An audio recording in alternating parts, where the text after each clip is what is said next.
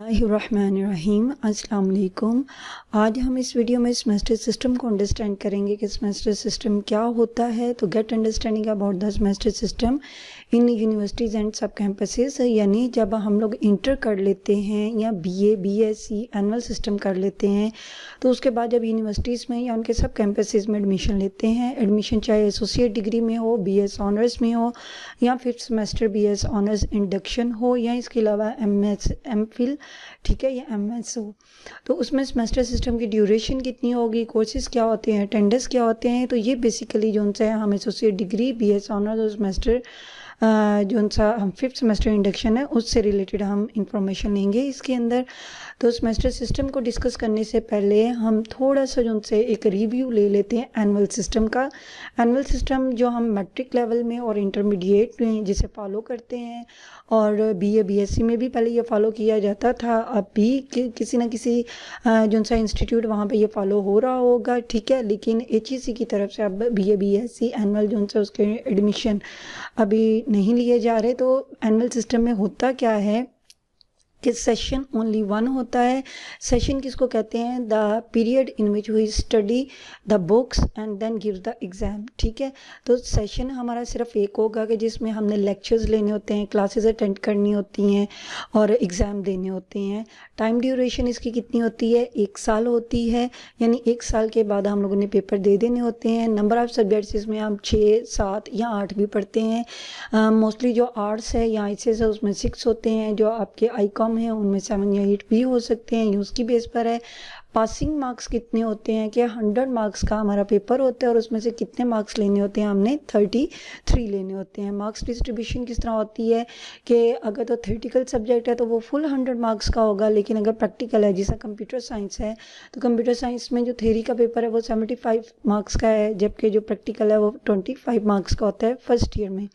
इसी तरह second year में भी है। और अगर फिज़िक्स है तो वो हमारा प्रैक्टिकल 15 मार्क्स का होता है और जो थ्योरी है वो 85 मार्क्स की होती है। तो ये वेरी करती है सब्जेक्ट टू सब्जेक्ट।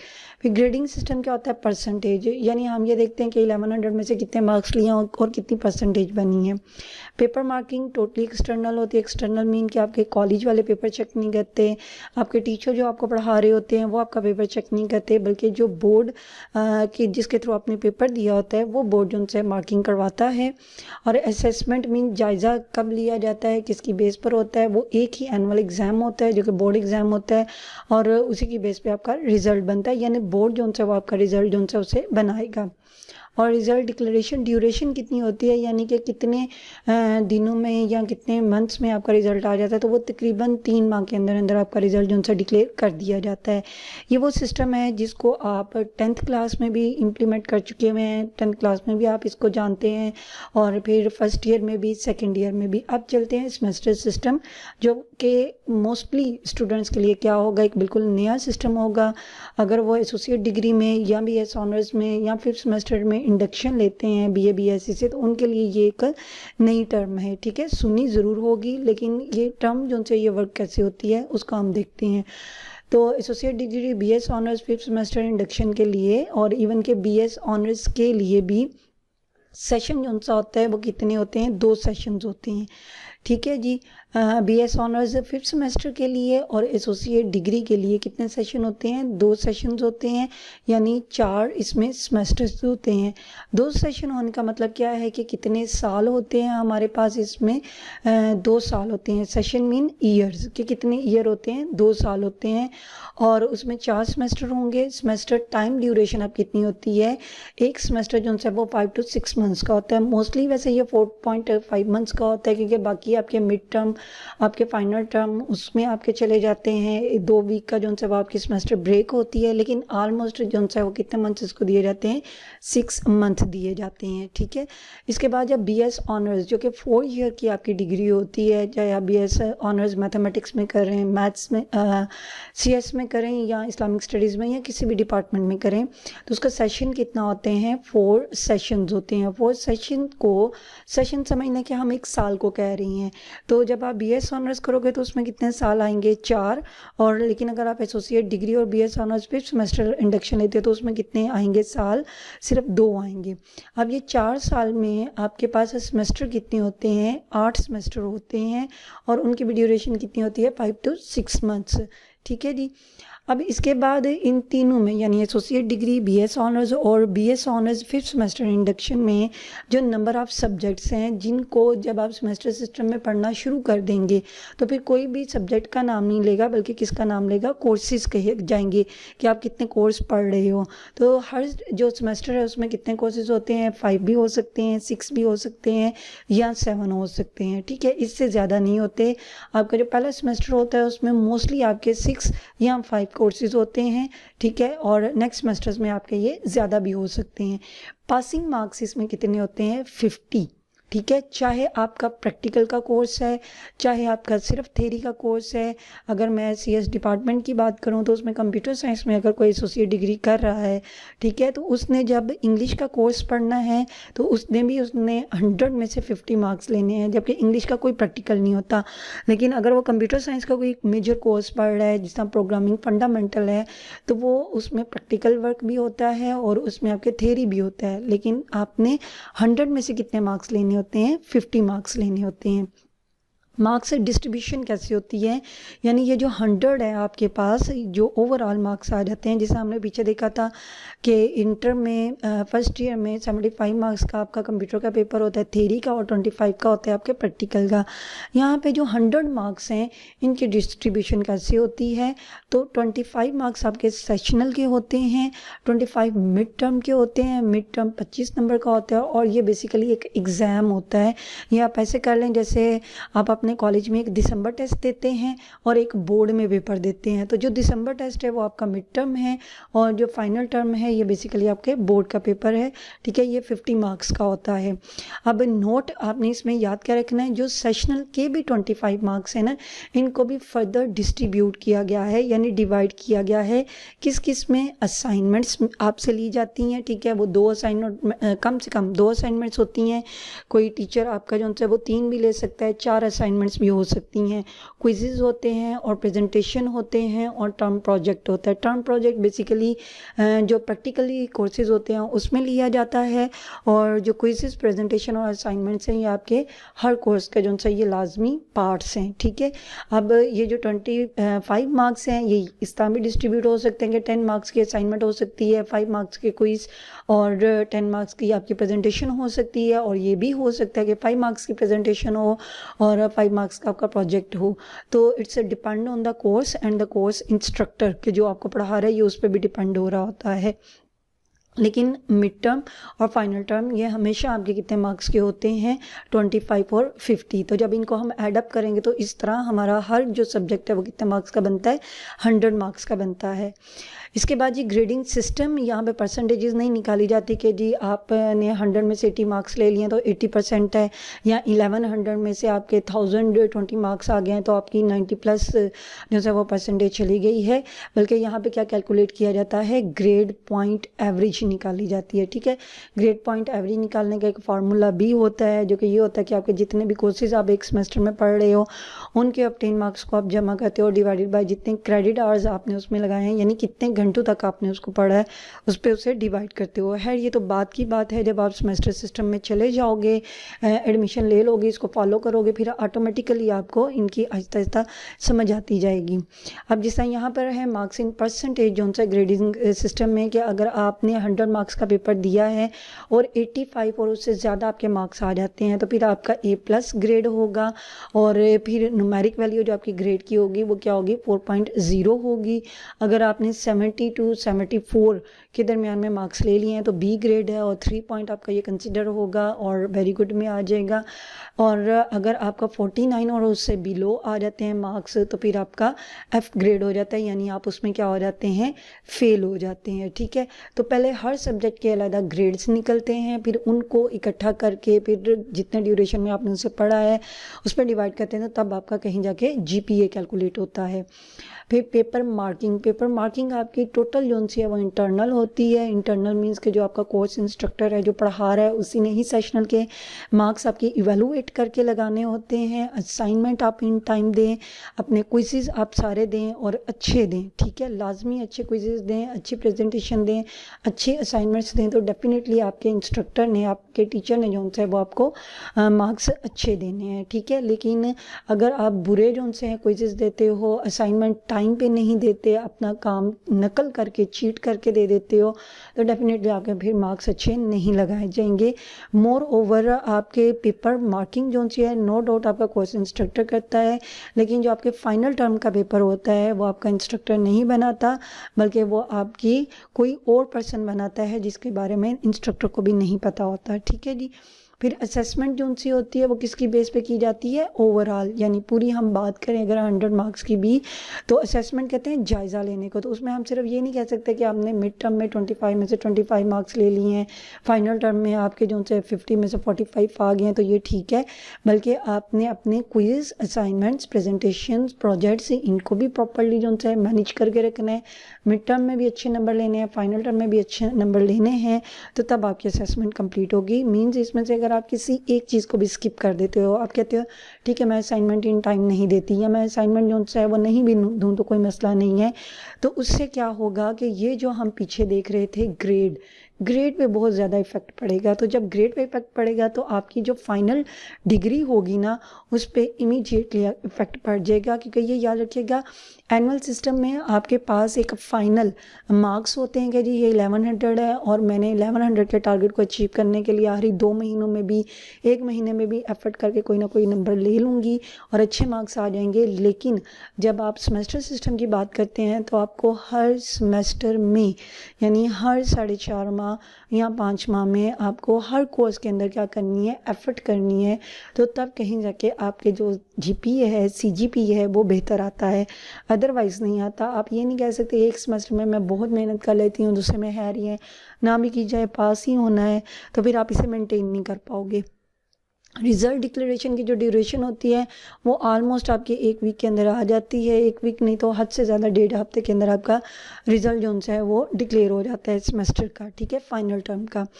और जो मिड टर्म होते हैं वो तो आपका जो है 2-3 दिनों के बाद या 1 हफ्ते के अंदर अंदर रिज़ल्ट आपको मिल जाता है। फिर इसके बाद है अटेंडेंस को अपने लाजमी ध्यान से जो सा है करना है मैनेज, वो इस वजह से कि अगर आपकी अटेंडेंस शॉर्ट हुई, ये जो 70% अटेंडेंस है ये एक स्टैंडर्ड है, लेकिन ये वेरी कर सकती है यूनिवर्सिटी टू यूनिवर्सिटी, कि कोई यूनिवर्सिटी जो है वो 75% अटेंडेंस भी रिक्वायर कर रही होती है, किसी में 70% भी होती है। तो एक ये मैंने स्टैंडर्डाइज जो से 70% यहाँ पे लिखा है, लेकिन अगर आपकी स्टैंडर्ड जो सी है वो less than the required percentage हो, यानी 70% से कम आपकी 69% भी अटेंडेंस हो, तो आपको अलाउ नहीं किया जाता to sit in final exam of each semester. आपके किसी भी सेमेस्टर में एक कोर्स में अटेंडेंस कम है, यानी आप एक इंग्लिश का कोर्स पढ़ रहे हैं, एक मैथ का पढ़ रहे हैं, कंप्यूटर साइंस का पढ़ रहे हैं, आपकी मैथ्स की अटेंडेंस ठीक है, कंप्यूटर साइंस की अटेंडेंस ठीक है, इंग्लिश में आपकी अटेंडेंस 69% भी हो जाती है, तो आप इंग्लिश का पेपर देने के लिए एलिजिबल नहीं हो, बल्कि आपका जो ऑनलाइन सिस्टम बना होता है वहाँ से ऑटोमेटिकली आप पेपर देने से पहले ही अपने उस कोर्स में से क्या हो जाते हो, ड्रॉप हो जाते हो। तो फिर ना तो आपके मार्क्स एंटर किए जाते हैं, आप अगर एग्ज़ाम दे भी देते हो तो आपके पेपर जो है वो मार्क नहीं किया जाता। तो आपने अपनी अटेंडेंस को लाजमी जो सा है मेंटेन रखना है। Students will not be promoted to next semester if he she get CGPA less than 1.50। अब हम इसको देखते हैं कि जी ये CGPA क्या होता है, और प्रमोटेड का मतलब जैसे कि आप जानते हैं कि पास होना, ठीक है, एक सेमेस्टर एक जिसको हम सिंपल वर्डिंग में कहते हैं जी 9th में हमारे नंबर आ गए हैं, हम उसमें पास हो गए हैं तो हम 10th में चले जाते हैं, 10th क्लास में पास हो गए हैं तो हम फर्स्ट ईयर में चले जाते हैं, इंटर पार्ट 1 में। तो यहाँ पे प्रोमोटेड का मतलब है कि अगर आप एसोसिएट डिग्री कर रहे हो तो वो 2 साल की है। तो 2 साल में कितने सेमेस्टर होते हैं? 4 सेमेस्टर होते हैं, 6-6 महीने, ठीक है।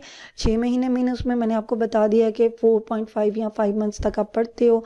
बाकी आपके जो से हैं वो वीक्स आ जाते हैं मिड टर्म के, फाइनल टर्म के और फिर सेमेस्टर ब्रेक के। तो अगर एसोसिएट डिग्री को देखें तो इसमें 4 सेमेस्टर आ जाते हैं, ठीक है। अब पहले सेमेस्टर को अगर आपने क्लियर करना है तो आप सेकंड सेमेस्टर में प्रमोट होकर जाओगे। अब उसके लिए आपको 2 चीज़ों का पता होना चाहिए, एक SGPA जिसे हम सिंपल GPA भी कहते हैं, S stand for semester grade point आ जाता है आपके पास, और जो CGPA है ये कम्युलेटिव आ जाता है। तो पहले हम देखते हैं सेमेस्टर GPA क्या होता है, या जिसे सिंपली GPA कहा जाता है। For promoting to the second semester, जब आपने सेकंड सेमेस्टर में जाना है तो student must get SGPA CBGA GPA not less than 1.5, यानी आपका जो ओवरऑल आप अगर 6 सब्जेक्ट पढ़ रहे हैं, 6 कोर्सेज पढ़ रहे हैं, उन सब के रिज़ल्ट को मिला के आपका जो GPA है वो कितना होना चाहिए? 1.50 होना चाहिए या उससे ज़्यादा। अब इसमें ये भी याद रखें कि अगर आपने 6 कोर्सेज पढ़ रहे हैं, 6 कोर्सेज में अल्लाह ना करे अगर आप किसी एक जो कोर्स है उसमें आपके मार्क्स 50 से कम आ जाते हैं, ठीक है। फॉर एग्जांपल आपने मैथ का पेपर दिया है और उसमें आपके 100 में से जो से हैं वो 45 मार्क्स आ गए हैं, तो आप मैथ्स में तो फेल हो जाओगे। लेकिन अगर आपके बाकी जो 5 सब्जेक्ट्स हैं उनमें आपके मार्क्स अच्छे आते हैं, किसी में 70 आ जाते हैं, किसी में 80 आ जाते हैं, मतलब इतने मार्क्स आ जाते हैं कि आपका ओवरऑल GPA जो कैलकुलेट किया जाता है वो 1.50 से ज़्यादा है, तो फिर आप नेक्स्ट सेमेस्टर में प्रमोट हो जाते हैं, ठीक है। यहाँ पे ये नहीं होता कि एक मजमून में हम फेल हो गए हैं, कोर्स में फेल हो गए हैं तो हम सेकंड सेमेस्टर में नहीं जा सकते, चले जाते हैं। लेकिन ये है कि कंपल्शन ये है कि आपका ओवरऑल जो GPA है वो 1.50 या इससे ज़्यादा होना चाहिए। अगर इससे आपका कम हो गया तो आप क्या कंसिडर होंगे, क्या माने जाएंगे? Fail. And if he or she want to continue his study तो मस्ट आपको क्या करना पड़ेगा? फिर री एडमिशन लेना पड़ेगा, और ये भी सिर्फ फर्स्ट सेमेस्टर के लिए है।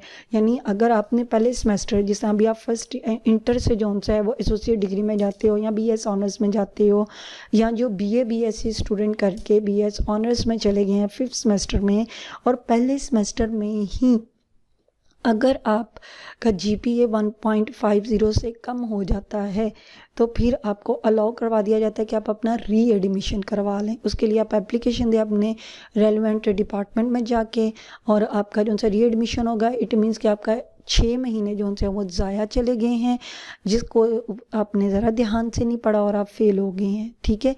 तो इन चीज़ों को आपने बड़े जहन में रखना है, ध्यान से इस चीज़ को आपने करना है कि आप फेल ना हो किसी सब्जेक्ट में। और मोर ओवर आपका GPA जो है फर्स्ट सेमेस्टर का, जो कि CGPA भी बन जाता है, वो 1.50 से कम नहीं होना चाहिए। फिर CGPA आ जाता है जी, कम्युलेटिव ग्रेड पॉइंट एवरेज आ जाती है। इसको कैलकुलेटेड किया जाता है एक फार्मूला के थ्रू, जिसमें जितने भी SGPA होते हैं उनको कंबाइन कर दिया जाता है, प्रीवियस सेमेस्टर को भी और करंट सेमेस्टर के भी। अगर हम पहले सेमेस्टर की बात करें तो उसमें हमारा SGPA और CGPA ये दोनों सेम होते हैं, क्योंकि जितना आपने SGPA लिया हुआ है पहले सेमेस्टर का, आपका CGPA भी उतना ही होगा। लेकिन जब आप चले जाते हैं थर्ड सेमेस्टर में, ठीक है, और सेकंड सेमेस्टर में, तो सेकंड सेमेस्टर के SGPA को और पिछले जो उनसे सेमेस्टर फर्स्ट है उसके SGPA को एक फार्मूला के थ्रू कैलकुलेट करके क्या निकाला जाता है? CGPA निकाला जाता है। तो आपका CGPA जो सा है वो भी उसको भी आपने मेंटेन रखना है, वो भी आपका जो सा है वो कम नहीं होना चाहिए। मीन्स वो भी कितना होना चाहिए? आपका 1.50 से ज़्यादा होना चाहिए। तो in case if any semester you get SGPA less than 1.50 accept first semester के, लेकिन ओवरऑल आपका CGPA जो है वो 1.50 से ज़्यादा है, तो तब भी आप नेक्स्ट सेमेस्टर में चले जाते हैं। लेकिन बच्चों ये याद रखें कि इसका कोई फ़ायदा नहीं है। ये तो सिर्फ वही हो गया कि आप पासिंग मार्क्स ले रहे हैं और पास होते जा रहे हैं, एक सेमेस्टर से दूसरे सेमेस्टर में जाते जा रहे हैं। तो आप अपने CGPA को मेंटेन रखें। CGPA तब मेंटेन रहेगा जब आपका GPA जो है वो बहुत अच्छा होगा। आप ये भी याद रखेंगे कुछ स्टूडेंट्स ऐसे भी देखे गए हैं कि उनका जो GPA है फर्स्ट सेमेस्टर का, सेकंड सेमेस्टर का, वो 4 ओवरऑल आपका जो है वो जीपीए होता है, या सीजीपीए कह लें, आपका ओवरऑल होता है। तो 4 सीजीपीए में से अगर आपने ले लिया 2.1 ले लिया है या 2.2 ले लिया है, तो बेटा वो कोई जीपीए आपका सीजीपीए नहीं होता। एक्चुअली अगर आप अपने आप को एक अच्छा स्टूडेंट कहलवाना चाहते हैं या मानना चाहते हैं, मनवाना चाहते हैं, तो लाजमी आप अपना कोशिश करें कि आपका सीजीपीए जो है वो मोर देन 3 तो लाजमी होना चाहिए। 3.2 इन ईच सेमेस्टर हो जाए तो ये तो बेस्ट है आप लोगों के लिए, ठीक है। तो ये आप ऐसे समझे, जिसको हम एनुअल सिस्टम में कहते हैं कि जी किसी ने 80% मार्क्स ले लिए हैं, 90% मार्क्स ले लिए हैं, तो ये मार्क्स तो बड़े अच्छे हैं, वेरी गुड, ये बड़ी अचीवमेंट है। तो इसी तरह जब आपके सेमेस्टर सिस्टम में ये डिग्रीज आती हैं, एसोसिएट की, बीएस की, ऑनर्स की या 5th सेमेस्टर इंडक्शन की, तो याद रखें कि वहाँ पर आप एक अच्छे स्टूडेंट उस वक्त माने जाते हो जब आपका सीजीपीए 3 से ज़्यादा होता है, 3.2 से ज़्यादा होता है। तो हार्ड वर्किंग करनी है हर सेमेस्टर में और अच्छे मार्क्स लेने हैं आप लोगों ने। इसके बाद आ जाता है जी टू गेट डिग्री। डिग्री लेने के लिए आपके पास जो मिनिमम सीजीपीए होना चाहिए वो कितना होना चाहिए, 2.00 होना चाहिए। डिग्री तो मिल जाएगी, बात मैंने आपको वही की है कि डिग्री मिलेगी, लेकिन वो तो आपके पास पासिंग डिग्री होगी ना। तो आप कोशिश करें कि आपके जो सीजीपीए हैं वो 3 पॉइंट से ज़्यादा हों। तो आपने ये याद रखना है, जिस तरह एसोसिएट डिग्री के स्टूडेंट्स हूँ तो वो ये कहेंगे जी पहले सेमेस्टर में तो मेरा आ गया है 2.3 जीपीए आ गया है, फिर सेकंड सेमेस्टर में भी मेरा जो है वो अच्छा जीपीए आ गया, यानी 2.5 पे चला गया है। थर्ड सेमेस्टर में आपका सीजीपीए कम हो जाता है। फोर्थ सेमेस्टर में इतना को कम हो जाता है कि अगर आपका वो 1.5 पे भी चला जाता है, 1.6 पे भी चला जाता है या 1.8 पे भी चला जाता है, तो देन आपको डिग्री जो सी है वो एलोकेट नहीं की जाती। एलोकेट करना मीन आपको डिग्री जो सी है वो नहीं दी जाती, आपको फेलियर कंसिडर कर दिया जाता है। बेशक आप पिछले सेमेस्टर्स में जो से वो पास हैं, तो इसका मतलब है कि आपको अपनी डिग्री जो सी है वो लेने के लिए कितनी एफर्ट करनी पड़ेगी कि आपको अपने इस सीजीपीए को मेंटेन करना पड़ेगा। या अगर जिस तरह एसोसिएट डिग्री वाले हैं तो उनके 2 सेमेस्टर होते हैं, 2 ईयर इनके होते हैं, ठीक है। तो लेकिन इनकी डिग्री ऑब्टेन करने के जो मैक्सिमम ईयर होते हैं ना वो 3 साल होते हैं। अब ये याद रखें 2 साल में जो अच्छा स्टूडेंट है वो अपनी डिग्री कंप्लीट कर लेता है, और 2 साल ही आपकी मिनिमम ईयर है जिसमें आपने एसोसिएट डिग्री कंप्लीट करनी है। लेकिन अगर जिस तरह कोई स्टूडेंट एक कोर्स में फ़ेल हो जाता है, दूसरे कोर्स में फ़ेल हो जाता है, तो उसने अगले सेमेस्टर में जाके तो वो अपने कोर्सेज जब तक क्लियर नहीं करने तब तक उसको डिग्री नहीं दी जाएगी। तो आपने ज़्यादा से ज़्यादा एफर्ट ये करनी है कि आप लोगों के कोर्सेज जो हैं वो रिपीट ना हों, ठीक है। आप किसी कोर्स में फ़ेल ना हों, क्योंकि फ़ेल हो गए तो वो आप दोबारा तब पढ़ सकते हो जब यूनिवर्सिटी उस कोर्स को ऑफ़र करेगी। लाइक फॉर एग्जांपल अगर फर्स्ट सेमेस्टर में आप इंग्लिश का कोर्स पढ़ रहे हैं और आप फर्स्ट सेमेस्टर के इंग्लिश के कोर्स में फ़ेल हो गए हैं, अब आप सेकंड सेमेस्टर में चले गए और सेकंड सेमेस्टर के कोर्सेज़ को आप पढ़ रहे हो, आप उसके साथ इंग्लिश का कोर्स नहीं पढ़ सकते। फिर जब नया एडमिशन होगा, नए स्टूडेंट बीएस ऑनर्स के या एसोसिएट डिग्री के आएंगे, तो आपने उनके साथ अपना उस इंग्लिश का जो कोर्स है ना उसको कवर अप करना है। नेक्स्ट है जी course outline, that is the most important thing. जिस तरह हम लोग होते हैं मैट्रिक में होते हैं, इंटर में होते हैं, तो हमें टीचर्स कह देते हैं जी ये इंग्लिश की ये वाली बुक ले आएँ, कंप्यूटर साइंस की ये इस ऑथर की बुक ले आएँ, मैथ्स की जो थे वो पंजाब बुक बोर्ड की ले आएँ।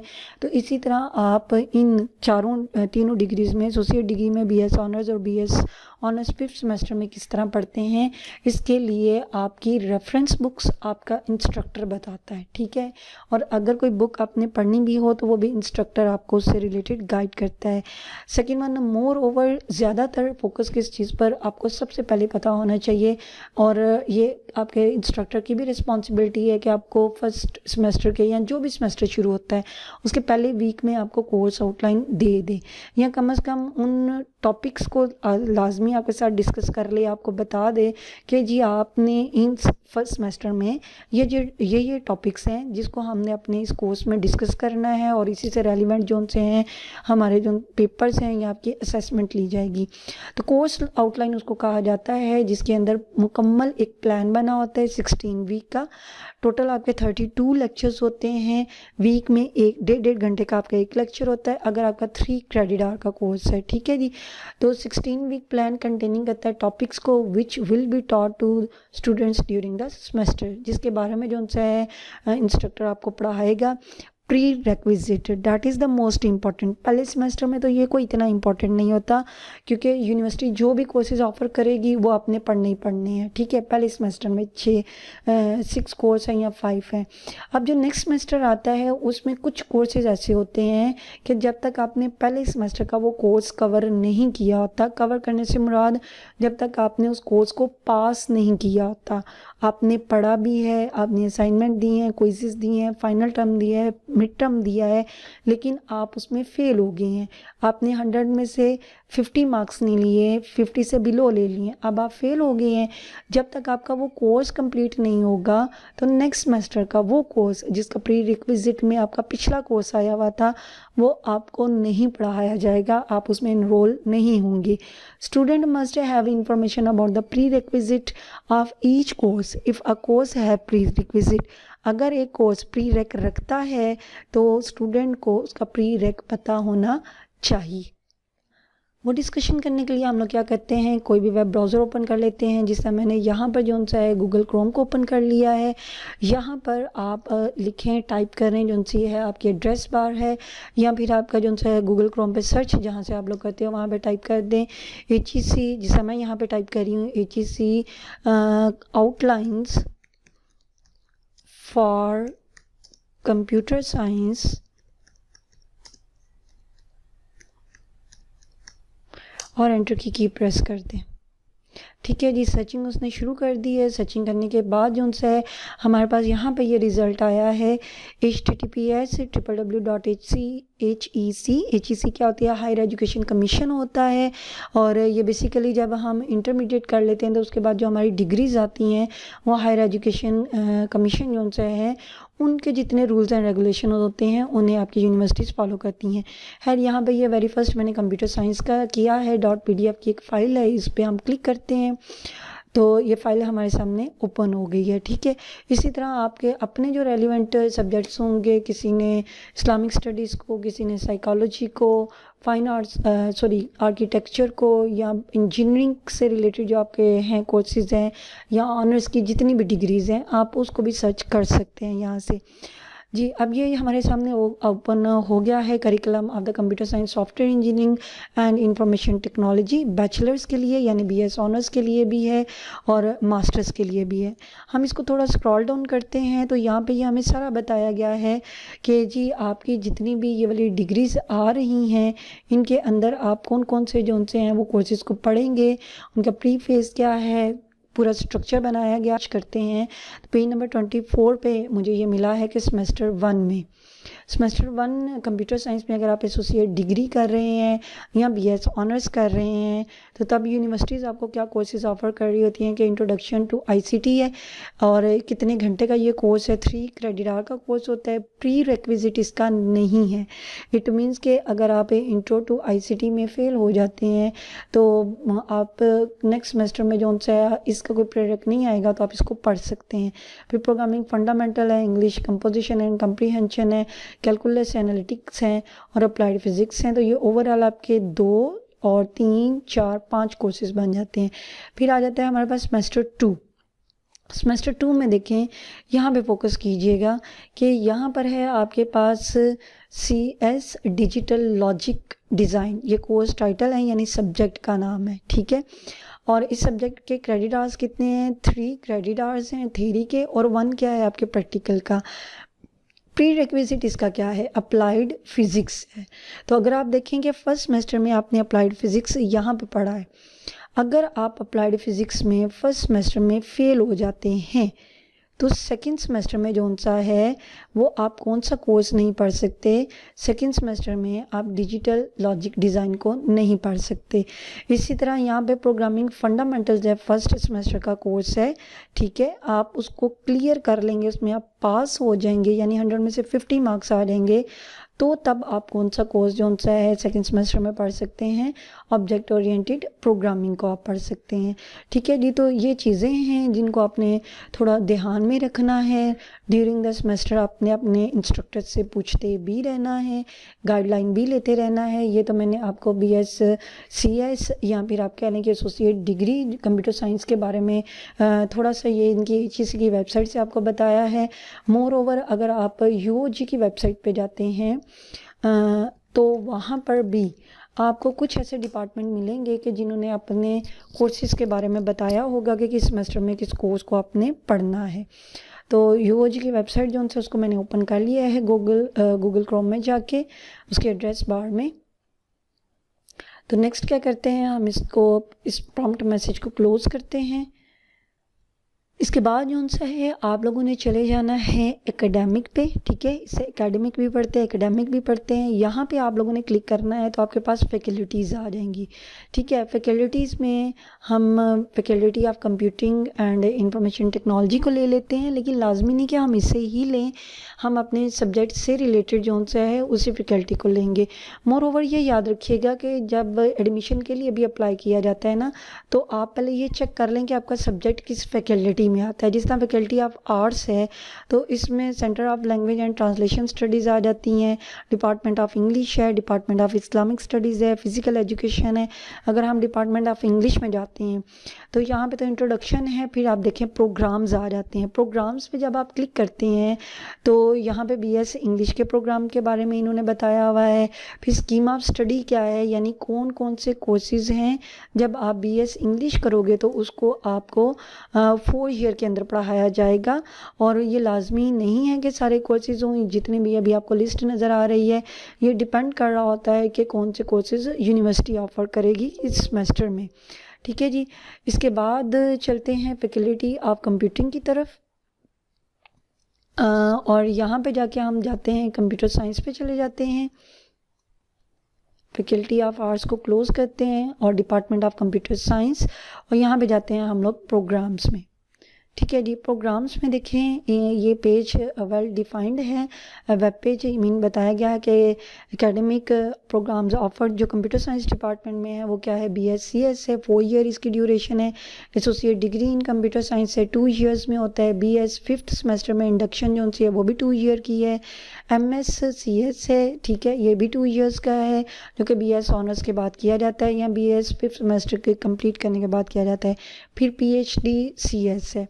फिर BScs में एलिजिबिलिटी क्राइटेरिया क्या है, ठीक है, ये लिखा हुआ है 50% मार्क्स होने चाहिए।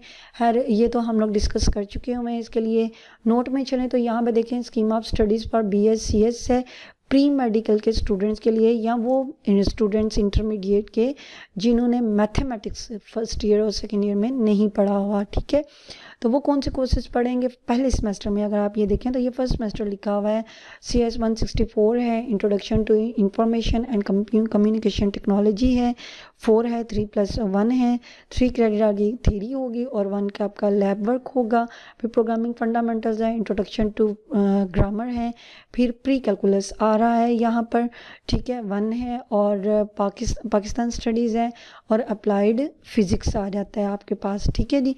इसके बाद जो से हैं वो स्टूडेंट जिन्होंने इंटरमीडिएट विद मैथमेटिक्स किया है, चाहे उन्होंने प्री इंजीनियरिंग के साथ किया हुआ है या ICS में किया हुआ है उन्होंने, ठीक है। ICS मीन के कंप्यूटर साइंस मैथ्स और फिज़िक्स पढ़ा हुआ है, या कंप्यूटर साइंस मैथ्स और स्टैट पढ़ा हुआ है, या वो बच्चे जिन्होंने इंटर लेवल पे मैथमेटिक्स को लाजमी पढ़ा हुआ है, तो वो फिर क्या करेंगे, वो प्री कैलकुलस का कोर्स नहीं पढ़ते, ठीक है जी।